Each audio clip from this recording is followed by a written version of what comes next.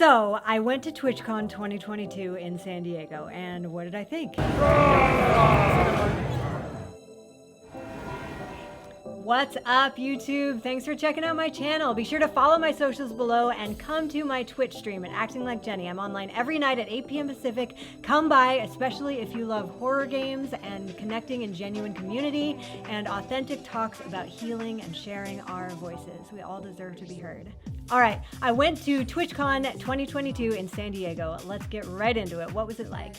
The epic adventure started on Thursday morning at the Portland airport. It's a little over a 2-hour flight to San Diego, and it was beautiful. Everything was great, except when we got close to San Diego, the captain came on, the flight attendants came on, and they're like, put your seats up, put your tray tables up. We started our descent, you know, the ears started popping and everything. And then after a couple of minutes of that, we started going back up again. And the captain came on and he said another flight was cleared for landing at the same time as our flight, so we're gonna circle around the airport again and land a little bit later. So glad we didn't wreck into that other flight. We arrived about 45 minutes late and it was all good from there. Ow! Check out these cool ships on the way to the hotel. Our hotel was right across the street from the convention center. Let's look inside. Let's take an elevator ride up to the 8th floor. We got room 819. And full disclosure here, I filmed this on the last day that we were there, so our room is kind of a wreck by this point. You can see that box fan there. They actually gave that to us because I have trouble sleeping if I don't have white noise, but it came in extra handy because our air conditioning broke on the last night, so it was really hot. But you can see the convention center there. We are literally right across the street from it. We got our TwitchCon badge, ready to head over and check it out.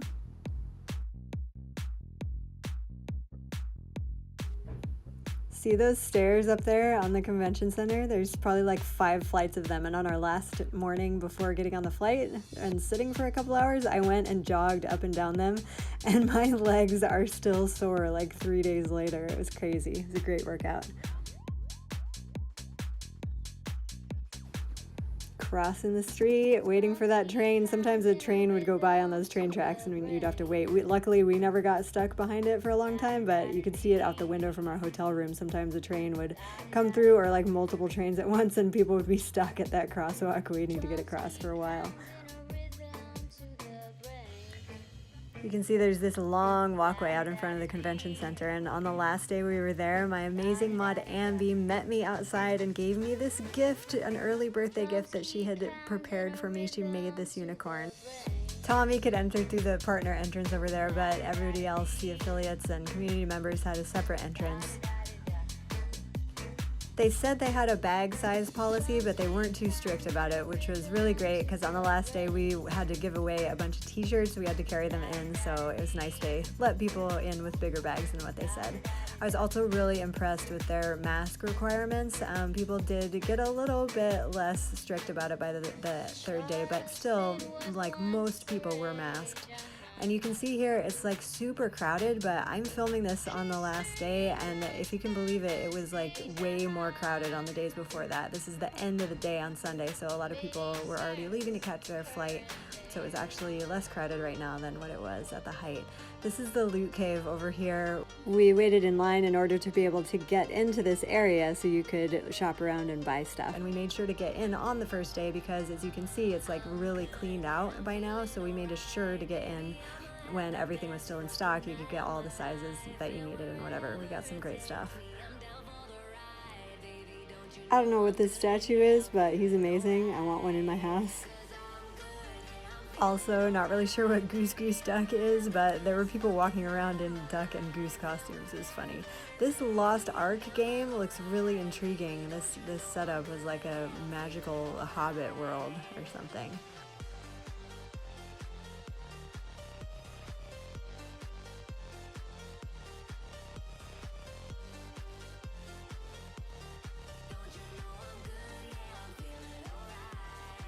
There were people over here from this makeup company who would do your makeup for you if you waited in line.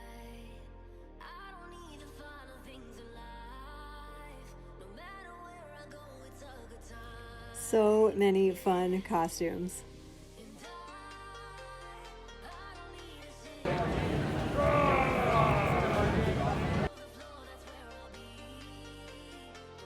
My mom loves yard flamingos. I feel like I should have asked this guy where he got his hat. This is one of the main foam pits. There was at least one other one, but did you hear about how Adriana Chechik broke her back after she jumped into it? It's tragic. Ah! Ghost face sighting. So now we're heading into the Twitch Rivals Arena, which is all the way at the end. This is where we watched the Fortnite LAN tournament on the last day, the no builds tournament.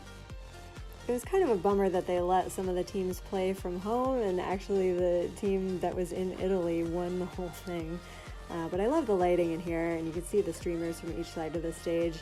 It was funny, they labeled Tfue as Ninja for a while, and then they changed it after a bit. But now let's head back out into the lobby and go upstairs. Up here is where they had tons of meeting rooms for meetups and panels. I did not go to any of them, but they also had a big theater up here at the end where they did more events.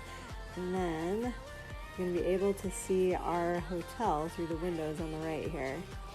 Ours is the one with the big hyena advertisement on the side of the building. You'll see it in a minute.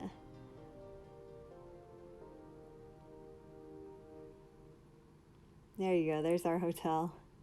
Cool to me is kind of being unique and being someone who you want to be and like how you see yourself, I guess.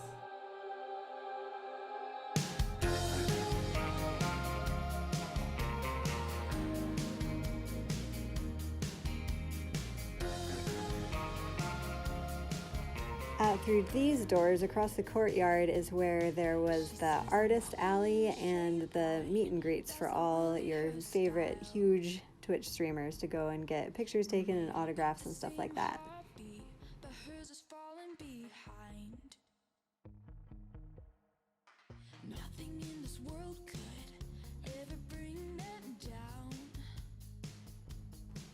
The artist alley was really cool. They had so many booths full of independent artists with all of their stuff, just like way too much to really take in detail. I could have spent the entire conference, I think, just like really thoroughly browsing all of the stuff they had here. Again, it's the last day. It's like probably 30 minutes before the whole conference fully ends, so some people had already taken down their stuff, but most of it is still here, and there's just so much to look through.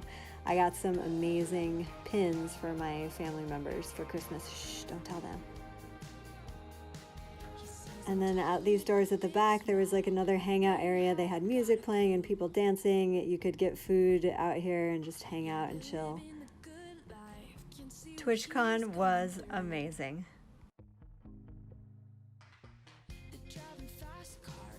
I loved skee ball as a kid.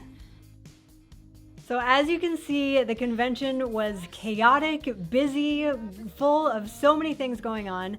My fangirl moment happened when I saw Amaranth filming off to the side, and I was walking through and you know, her camera people were there, and right as I was walking behind and I could see her right there, the camera turned and they said, "Say what's up, chat," and I like waved, and so I was on Amaranth's stream and I was like, it was great. She is fucking amazing. I love her so much. And honestly, I would say one other huge highlight for me actually had nothing to do with TwitchCon. I got very overwhelmed on the second day just from all the chaos and loud noise and crowds and everything going on. And I talked about it in stream, what happened. Let's take a look. So the second day, we were going into the convention center again, and like all of this overwhelm just hit me again. And after that first day of trying to take it all in and process it, and then being hit by this wall of crowds and noise and flashing lights and just everything happening again, I just started to feel like very overwhelmed, like it was too much. And I had this reaction that is very much from my family of origin, where my parents never learned how to express and process their own emotions or hold space for other people to express and process their emotions either. Like emotional fluency is not a thing in their household. And so I didn't learn it as a kid. And as a kid, therefore, I was not allowed to have emotional reactions to anything. Like I was trained to just stuff it. And I think that a lot of us can relate to this actually, because it's a pretty common parenting technique. It stunts our emotional growth and it's not helpful. It's not something that my parents did on purpose. It's not something that I don't think any parents do on purpose, but it is like, it's harmful. But anyway, as a kid, if I had a strong, overwhelmed emotional reaction to something, a handful of things might happen. Either my mom would try to fix it and be like, oh, what do you need? Let's go a different place. Let's do a different thing. Let's buy you something. Let's get you something. Let's take you out of this. Let's change what's happening so that you can stop having this reaction, right? Which on the surface sounds like kind of maybe not that bad, except it circumvented the honest emotional response that I was having, and it didn't let me learn how to feel it and process it, right?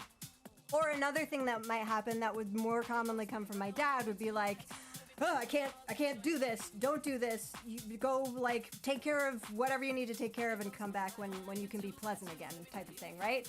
And so that's how I learned to be. And like, even though I've been doing so many years of therapy and learning how to hold emotional space for myself and learning how to process my emotions and all of this, sometimes when I get into big situations that are more overwhelming, I go back into like older childhood patterns. So that's what happened to me on the second day. I felt really overwhelmed, but I thought like this like baser part of me reacted in this way of like, oh, I can't feel this. I can't process this. I can't express this. It's not okay for me to be feeling this way. I started to get snippy with Tommy and Bryce, and Tommy like sensed it and he was like, what is up? What's wrong? I couldn't voice it. Like it was too much in that moment, right?